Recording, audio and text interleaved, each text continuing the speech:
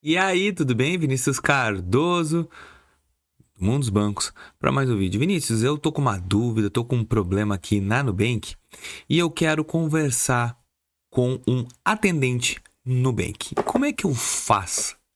Vou te mostrar nesse vídeo como fazer para falar com um humano Nubank. Não é um procedimento simples, aperta um botão e já era. Claro que tem o telefone da Nubank, que a gente pode ligar e falar com o atendente. Mas se tu é como eu, que gosta de resolver tudo digitalmente, é mais fácil falar com eles pelo chat. Tem como a gente falar com o chat, com atendimento humano. Eles começam a te forçar a falar com um robô, mas a gente consegue migrar. Vou te mostrar na telinha do meu celular como fazer esse procedimento. Um minuto, telinha aí. Vamos lá. Como é que a gente faz?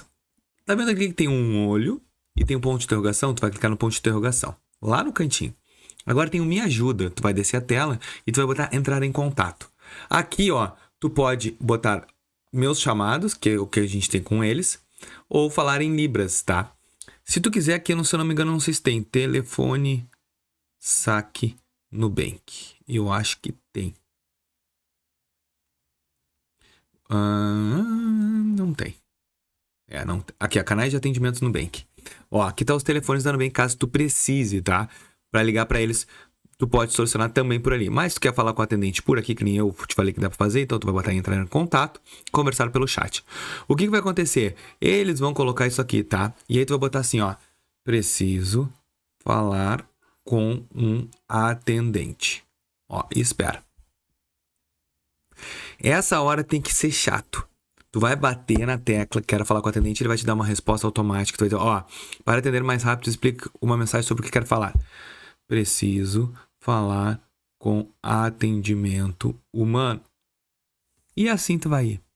Ó, para te atender rápido. Então a gente vai falando isso aí. Vou botar cartão de crédito.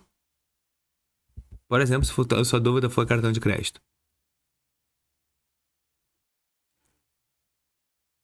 Ó, cartão para atender mais rápido, tu vai ter que ir incomodando. Aqui o que vai acontecer? Ele vai te trazer um menuzinho, que eu não quero fazer isso todo o vídeo, mas tu vai fazendo aqui, tu vai incomodando eles, tá? Daqui a pouco vai vir outra mensagem, aí tu bota que tu entendeu, que tu não quer saber, ou vamos voltar aqui, vamos abrir uma nova conversa, tá? Aí tu vai botar ali que tu não quer, que tu quer falar, e eles vão te atender. Ó, aqui, essa pausa que deu, é que vai vir um atendente falar comigo agora.